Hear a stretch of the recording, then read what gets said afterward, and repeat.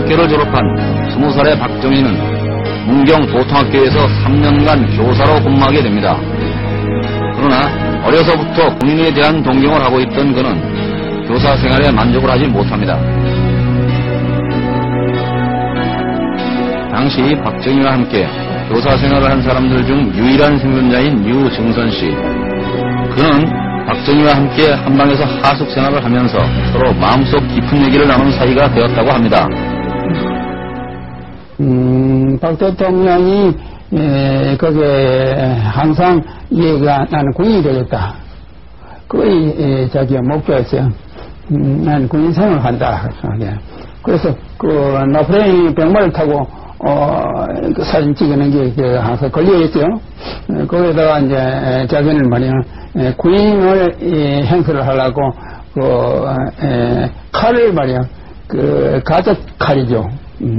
가적 칼을 항상 몸에 이래 차고 있는 그런 사진을 더 찍었어요. 그래서 가장 멋지게 보이는 사람이 조선 사람 출신 남대자였습니다. 그래서 우리 시골에서는 군인보다도 경찰서장이라고 그러면 더 높게 보고 대단한 무서운 존재로 봤는데 그 일본인 경찰서장이 남대자 앞에서 경례를 붙이고 뭔가 보고를 하는데 내용이 무엇이 있는지 먼발치에서 못 알아들었습니다만은 갑자기 남대자가 말책줄을 가지고 일본 경찰서장 어깨를 후려치면서 이놈의 바보 새끼야 하면서 후려치는 걸 보고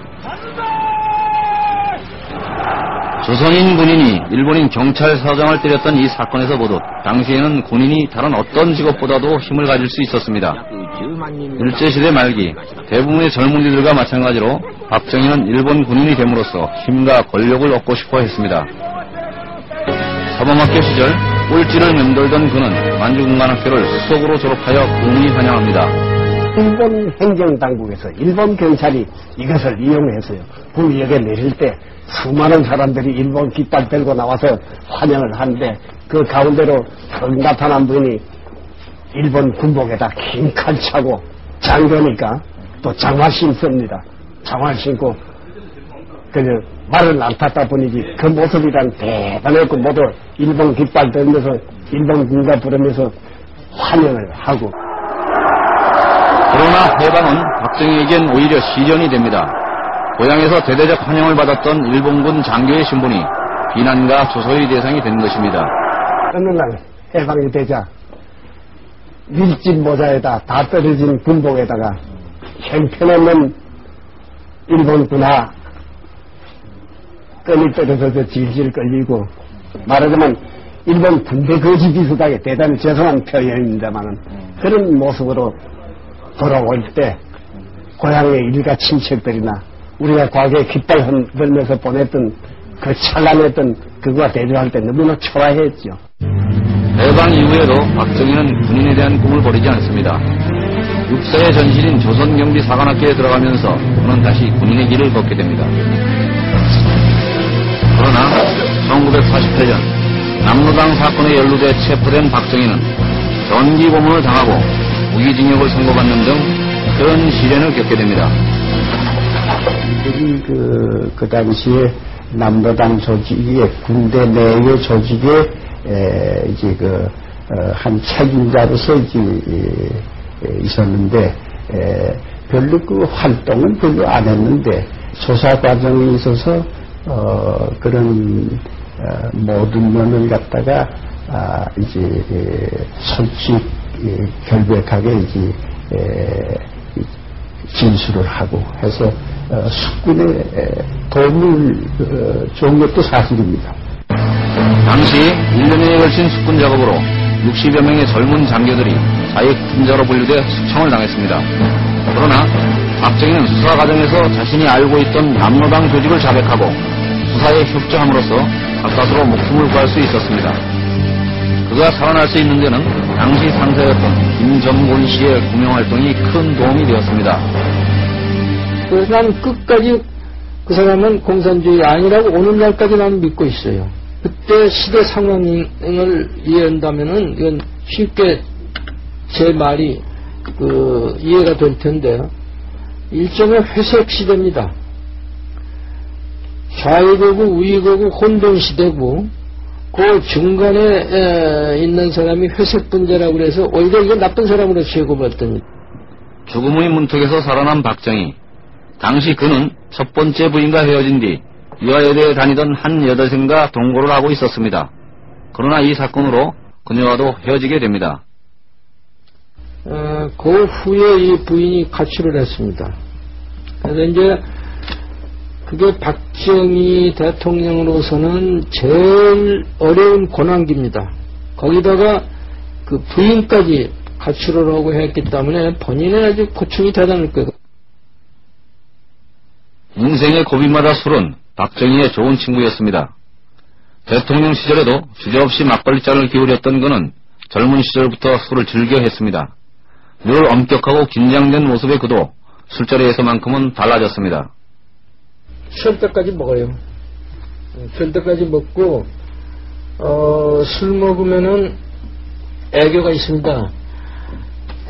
자기 기분 좋은 사람은 와서 뭐 무차별 뽀뽀를 하고 뭐 야단치고 조금 기분이 나쁘면은 어디로 없어졌다가 들어올 때 이렇게 뒤에다가 뭘 감춰가지고 들어와요. 그게 그 계란꾸러미예요.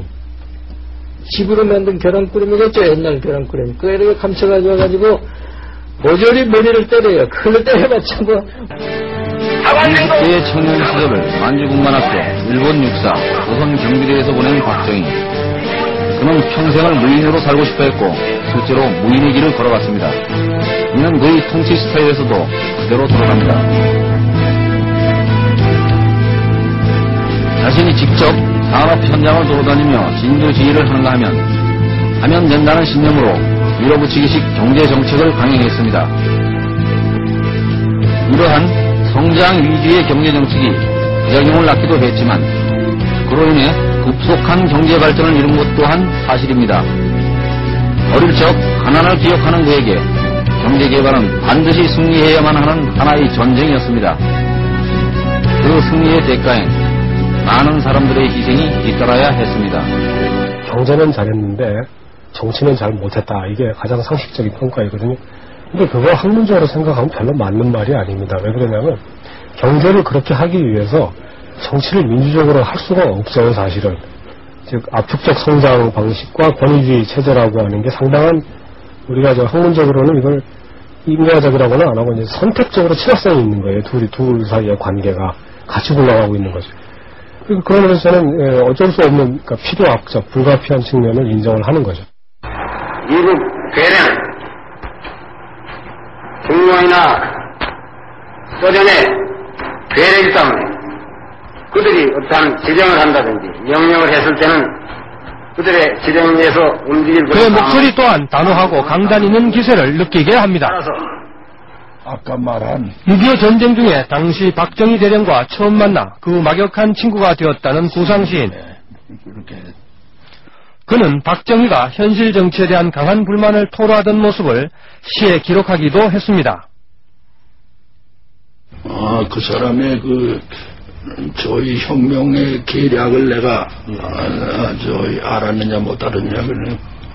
글쎄 짐작을 했다는 게 아마 내가 그 사람 47년부터 정부가 쓰면 쿠데타 하자고 자꾸 술 먹으면 이야기하던 사람이니까요. 쿠데타에 대한 이 사람의 인식은 우리가 생각하는 이상입니다. 아주 뿌리 깊습니다. 즉흥적으로 나서서 쿠데타한 건 아닙니다. 검은 선글라스에 꽉 담은 입술, 흐트러짐이 없는 꼿꼿한 자세의 박정희는 분명 사람들에게 냉혹하고 무서운 인물로 비춰졌습니다. 권력에 대한 집착은 굉장한 사람입니다. 자기 권위에 도전하게 되면 무자비하죠. 아무리 친한 사람도 소용없습니다. 정부 물러가라. 국회 해산하라. 그러면 그 다음에는 학생 정치를 하겠다는 말입니까? 무엇을 어떻게 해야 되는 것입니까? 신념에 가득 찬 그의 날카로운 목